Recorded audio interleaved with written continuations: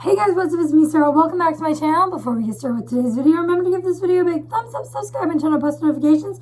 And without further ado, let's get on with the video. So you may have seen part 1 to this series, the first episode, or whatever you want to call it. This is the saddest deaths in fictional book series. So first I did the Hunger Games, and if I remember, I will try to link it up above. It's on this side, right? Anyways, I will try to link it up above if I remember, but if not, it's on my channel, and there's a playlist called Saddest Deaths, and you can find it there. But this one is going to be all about Harry Potter. So let's just get started. First of all, there is the death of Cedric Diggory in the Goblet of Fire, and that was really sad. And also in the beginning of Goblet of Fire, the groundskeeper, he thinks that there's kids in the house, like an abandoned house, because there's like lights flickering on and off or whatever. So he thinks that it's just like teenagers messing around or something. So he goes in there and then he dies, which is so sad because he was only in like less than a minute of the movie or whatever, but I loved him so much. He was such a good character. And he was just really sad that he had to die because he was just a muggle. He didn't know what was going on. Also, Sirius Black, it was so sad because he was Harry's only like guardian left, and he had just gotten to know him, and it was just really sad. Also, on that note, Lily and James Potter, who are Harry's parents, and they died when he was like a year old, and that was really sad because Harry had to grow up living with his aunt, uncle, and cousin who were not very nice to him. So it's too bad he couldn't have had his parents because they seemed like really nice people and a lot nicer than his aunt and uncle.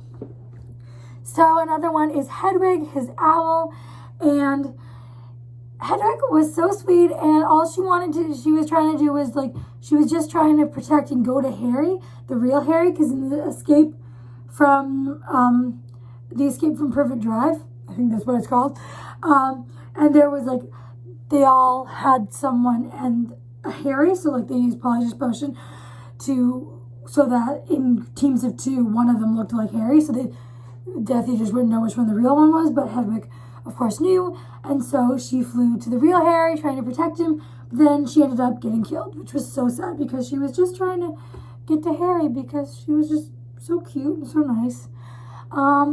Also, Dobby. Dobby was amazing, and he was so good. All he wanted to do since the Chamber of Secrets, when he was first introduced, was protect Harry, and we found out that, you know, maybe his protecting should stop, and that the way he tries to protect him isn't very helpful.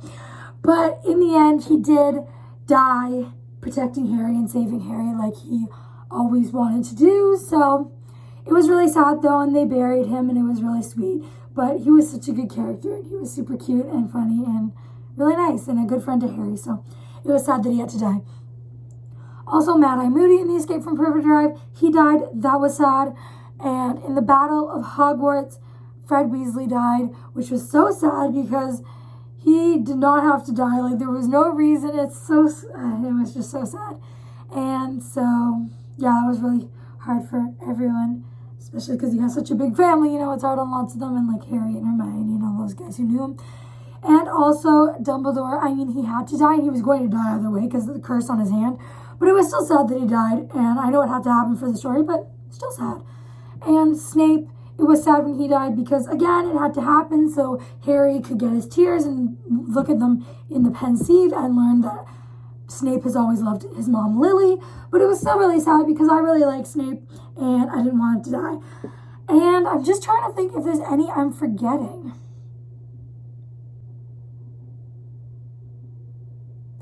Lupin and Tonks, how can I forget about them? I love them so much. So Remus Lupin, Professor Lupin, who was the werewolf, he died with his wife, Tonks, after they'd had their son. And in the movies, they don't really say that they had a son, but like they did, and well, they do say, but it's like really subtle.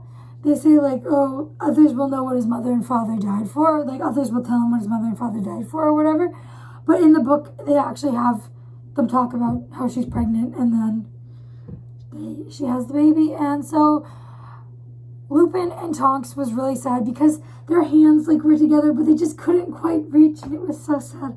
And every time I see that scene, I cry because I know that that's the last scene, and then they're dead, and it's so sad. I can't believe I forgot about them for a second there, but I'm glad I remembered because it is just, they're one of the saddest deaths.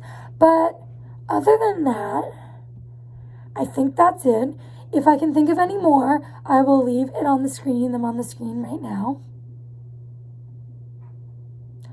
And if you can think of any that I missed, please let me know down in the comments below, and I'd love to see which ones you think I missed and should be told not told, but like see what you guys think is sad, and maybe I didn't think it was as sad, or maybe I just completely forgot and it's absolutely sad, but I just could not think of them. So please let me know down below in the comments, and I guess that's it for this video. So thank you guys so much for watching. I hope you enjoyed. Before you go, make sure to give this video a big thumbs up, subscribe, and turn on post notifications, and I will see you all in my next one.